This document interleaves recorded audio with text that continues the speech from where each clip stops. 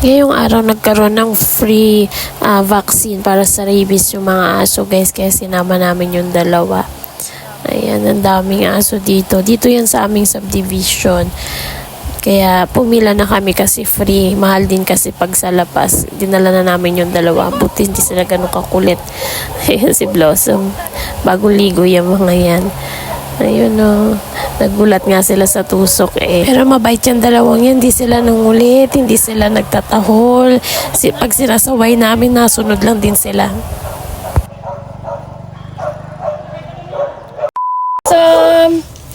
Blossom! Tapos na kami guys, nagpa-inject kami ng anti-rabies sa dalawa, si Beauty, tsaka si Blossom. Blossom up! Blossom! Si Daddy bumibili na ng pagkain ng aso. Blossom! Blossom! Psst! Up dito! Ay, ingat siya nandun si Beauty kasi. Uy, binitawan mo! Blossom! Beauty! Beauty! Psst! Beauty! Nanghiram pa kami ng tali kay tatay. Blossom! Wala pa. Ah! Malaglag. Naano sa pagkain. Inggit.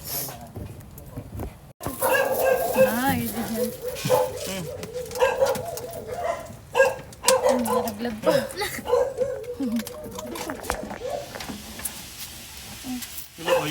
Ay! Malaga baliw. Di na. Up na. Tomorrow. Nabasa ako ng ulan. Lumampas kasi ako guys. Bumili ako ng... Kasi ang lakas ng ulan. Bumili ako ng ulam. Bumili ako ng chicken. Ito, chicken. Bumili na rin ako ng mga... Anuhin namin ni Princess. Bumili na ako ng tinapay. Kasi ang lakas ng ulan. Hindi makalabas. Basa nga ako. Mamaya maliligo ako. Magluluto ako muna ngayon kasi... Baka gutom na si Princess. Pabili. Ang lakas ng ulan dito sa amin, pero mas malakas ang ulan sa Albay, sa Bicol, gano'n. Kaya keep safe po tayo. Tsaka yung mga malalapit sa area na hindi naman gano'n ka binaha. Pa-rescue. Daming gustong magpa-rescue dun guys. Magano na rin naman kami sa, sa page namin ng mga PNP wives, nag-ano na rin kami doon na maraming gusto magpa-rescue kasi nga ang taas na ng bahala nila. Wawa naman sila. Kesa dito pala kami kanila Hillary kasi brown out sa amin. Tas sobrang lakas ng ulan ngayon. Dito kami sa bahay nila. Grabe yung lakas ng ulan tsaka hangin. Hindi nyo lang makita. Ayan. Grabe. Bagyong Christine, nandito kami sa Dasma. Sobrang brown out kasi sa amin, kaya nakaisaing kami dito. Ayan, dala namin yung rice cooker. Daddy, kasya pa ba itong kanin natin? Isahin ka na ulit. Kuhanin mo yung bigas dun. Wala yung apat. Hilary, makikisaing na lang ulit kami. Wag! Hindi ka kita. Nasa harap po. Ay, bakit naman ako? Ikaw, wala kay go, sorry. Yung bigas, kuhanin mo dun. Saing na lang ulit kasi Testing natin. wala pa rin kaming kuryente. Hindi pa namin masabi kung kailan magkakaroon.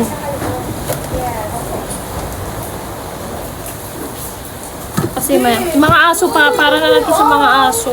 Pa-plastic na lang to. Ayaw maitan. Konti na lang ba yan? Kunti na lang siya. Kain.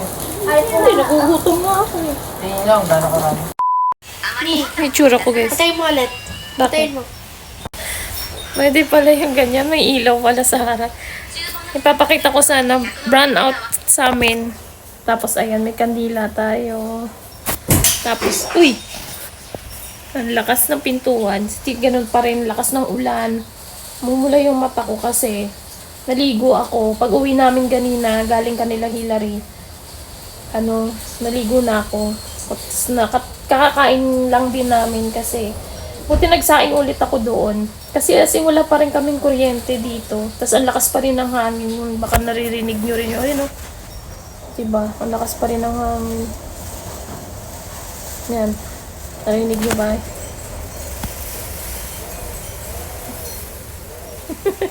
Tapos, ano sana ako kanina, mag-video sana ako, papakita ko sa inyo yung sobrang taas ng lugar namin dito, pero banda dun sa may baba, banda kanila Hillary, medyo bumabaha-baha na doon. Tapos sa ibang area dito sa Dasmariñas, bumabaha na rin. Kaya hindi mo talaga masabi na yung lugar na mataas na hindi babahain. Diba? Kaya ingat-ingat po tayo. Bukas wala na rin pasok, cancel na rin yung pasok. Suspended na rin yung pasok kasi nga sobrang pa rin, hindi pa rin maganda yung panahon. Ina-update ko lang kayo. Ayan. Siksikan kami tatlo ngayon dito sa labas sa sala kasi syempre wala nang ilaw, mainit. Hindi naman mainit kasi nga mahangin-hangin nga. So walang ilaw. Ayan. Tapos pagbuti kanina nakapag-charge kami ng mga gamit, ng mga cellphone, ganyan. Isa sa mga naisip ko talagang bilhin ngayon kapag ganito. Isip ko bumili ng rechargeable na yung parang may electric fan na may ilaw. Oo, may ilaw. Kasi parang magamit. Oo, rechargeable. Meron nun. Maghahanap ako nun. Generator. Ito kanina pa to generator. Hindi niya alam kung gaano kamahal ang generator. Tsaka kung gaano kalaki yun. Saan mo ilalagay dito sa bahay. Kasi lahat ng mga gamit namin dito guys is mga dikuryente. Pati yung mga lutuan, rice cooker, yung mga ganon, dikuryente. Naisip namin bumili ng yung parang yung yun sa butane, yung gano'n yung lalagyan ng butane yun, para naka-reserve na siya if ever na may mga ganitong tawag dito, may mga ganitong brownout, di ba? Kahit pa paano makapagluto kami. Buti kanila Hillary, may ilaw doon. Nasa phase 2 lang din kami parehas. Yung amin lang talaga yung tinamaan. Sobrang lakas daw ng hangin kagabi. At sobrang nung kuryente. Pumutok yung aming dito, yung pinaka-main. Pumutok siya. Kaya dito sa area namin, dito sa taas, sa phase 2 sa taas, wala kaming ilaw. Sa phase 2 sa baba, kanila Hillary, meron silang ilaw doon. So ayun, update ko lang kayo guys. In-update ko lang kayo sa namin, sa aming ganap ngayon dito. Ayan, nakahiga lang kami dito. Ayan. Nakaupo kasi basa pa yung buhok ko. Hindi ko alam kung paano to matutuyo. Baka matulog tayo ng basa. Kasi syempre wala naman tayong pangkatuyo ng buhok ngayon. Tomorrow. Guys, bahay na kami pala ni Princess. Nakauwi na kami. At nakapag-charge na rin ako saglit ng phone ko. Tapos nakapag-film na rin ako kasi sabi ko kailangan ko na talaga mag-film dahil wala na akong mga pondong videos. And ayan, pansin nyo medyo mainit na sa background ko. Ayan, kahit papano may araw na. Ang problema wala pa rin kami kuryente so hindi pa rin ako makapaglaba. And hindi pa naman ganun kapuno din yung basket ko so okay lang. Yung uniform naman ni Daddy mabilis na naman yung sa kamay. Pero yung mga iba lang talaga, ang hirap nilang labhan. Ayan. So, nagano kami doon, nag-grocery lang kami noon, bumili ng mga sabon. Ang sakit ng liig ko talaga. Bumili na kami ng mga sabon. Importante, sabon na labada. Tapos skincare niya, kasi ubos na yung skincare niya. Ito, bumili kami ng toner, yung Lux Organics toner. Ito yung hiyang sa kanya ngayon. Tapos, soothing gel. Yan, tsaka yung kanyang acne solution mud powder. Ayan, ang ganda ng effect nito. So, ito lang yung mga binili namin sa Watson. Tapos, bumili lang ako ng sabon, Downy, ano pa ba? Ayun, mga ano pa. Ayan, so magpapahinga lang muna ako guys. Mag-i-edit kasi 3:27 na kailangan mag-upload ako ng 4:30. Ay, magpapakulo din pala muna ako ng tubig. Papakulo ako gamit ng rice cooker. Alam nyo, may kapitbahay kami mabait guys. Nagpasaksak talaga siya. Nagpaano muna siya ng kuryente mula doon sa bahay niya. Tapos extension papunta dito sa amin. Kasi para lang daw may magamit kaming electric fan or makapag-charge kami kahit papano ng mga gadget namin. So, ayun. Ang bait niya. So, ang gagawin ko kasi gusto ko talagang magkape guys. Magpapakulo ako ng tubig.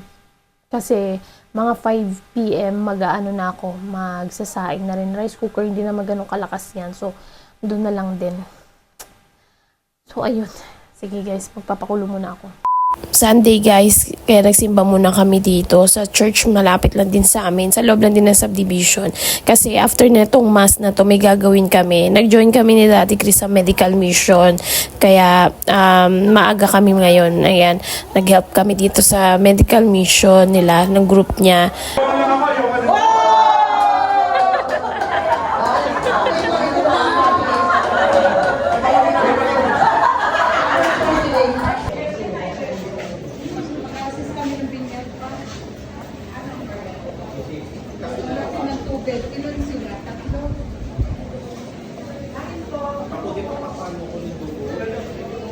Thank you po. Aray, ang nag-school.